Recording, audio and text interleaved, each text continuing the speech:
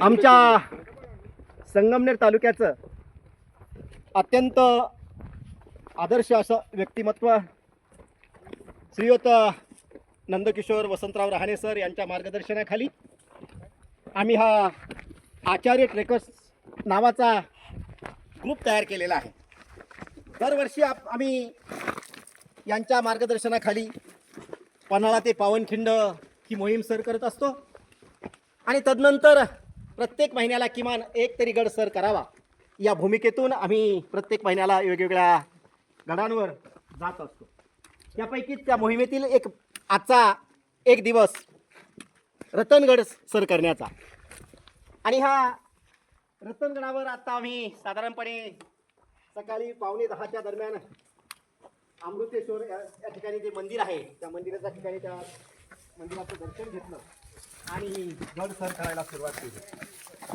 सुमारे 2.5 ते 3.25 तासाचं चढाई आम्ही अत्यंत यशस्वीपणे या ठिकाणी पार केलेली आहे. तदनंतर गडावर आल्यानंतर पहिल्यांदा जो पाहिला तो म्हणजे आम्ही कडेलोट आणि त्या कडेलोटाचं ज्या वेळेला आम्ही निरीक्षण करत होतो त्यावेळेला आमच्यातील अत्यंत बारकाईनं निरीक्षण करणारे निरीक्षक म्हणून ज्यांची ख्याती आहे असे आमचे भाऊसाहेब रामभाऊ नागरे साहेब यांना समोर साक्षात हनुमंत दिसले त्या डोंगरामध्ये आणि त्यांनी त्याचं लगेच नामकरण केलं मरकट पॉईंट. आणि त्या मरकट पॉईंटचं दर्शन आम्ही सगळ्यांनी त्या ठिकाणी उभं राहून घेतल्यानंतर प्रत्येकाच्या मनामध्ये एक भावना निर्माण झाली की नाही ह्या हनुमंतरायांबरोबर आमचा फोटो झाला पाहिजे आणि म्हणून प्रत्येकानं त्या ठिकाणी एक फोटो घेतला. पुढे तो फोटो झाल्याच्या नंतर आम्ही एका ठिकाणी प्रवरा माईचं ज्या ठिकाणी उगम आहे त्या उगमाच्या ठिकाणी जाण्याचा प्रयत्न करत असताना मध्ये देवी रत्नादेवी आहे त्या रत्नादेवीच्या मंदिरामध्ये गेलो. अत्यंत मनोभावे त्या देवीचं दर्शन घेतलं आणि नंतर त्या ठिकाणी अत्यंत भाविक असणारा हा आमचा ग्रुप आहे. आम्ही त्या देवीची मनोभावी आरती सुद्धा केली. आरती केल्याच्या नंतर नुसती आरती केली असं नाही तर काही धार्मिक मंडळींनी त्या ठिकाणी आपलं योगदान सुद्धा आर्थिक रूपानं देण्याचा प्रयत्न केला.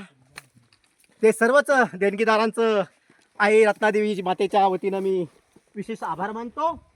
तदनंतर आम्ही दर्शन घेतल्याच्या नंतर पुढं एका पॉईंटला गेलो की ज्या ठिकाणी भुका लागलेल्या होत्या म्हणून आम्ही बरोबर आणलेली जी काही थोडीशी सामग्री होती भेळ भत्ता चपाती डबे वगैरे थोडेसे आणलेले होते ते त्या ठिकाणी खाल्ले.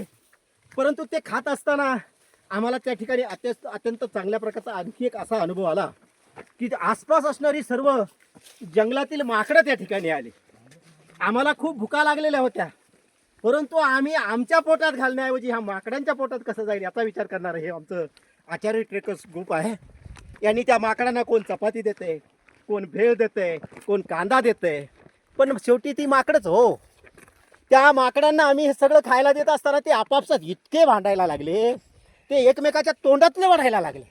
मग मी त्यांना समजून सांगितलं बाळांनो भांडू नका प्रेमानं खा असं हे चालणार नाही. आपापसात वाद करणं असलं चांगलं नाही. एकोप्यानं राहिलात तर तुम्हाला खायला मिळेल अशा प्रकारचा एक विचार त्यांच्यापुढे मांडल्यानंतर त्यांना तो पटला आणि त्याने तो मनापासून त्याचा आनंद घेतला. पुढे आम्ही त्या ठिकाणी असणाऱ्या मावशींना विचारलं की आता आम्हाला या गडावर पाहण्यासाठी काय काय आहे पुढं समारोप घ्यानंतर आणि अशा रीतीनं आम्ही त्या माकडांचा आनंद घेतल्यानंतर थोडा वेळ त्या ठिकाणी विसावलो. पुढे गेल्यानंतर आई प्रवरा मातेचं उगम ज्या ठिकाणी होतंय त्या ठिकाणी गेलो. प्रवरा मातेचं सर्वांनीच अगदी मनोभावे दर्शन घेतलं. प्रवरा मातेला सुद्धा थोडंसं वंदन केल्यानंतर थोडेसे पैसे अर्पण केले आणि आम्ही पुढील प्रवासाला रवाना झालो. धन्यवाद.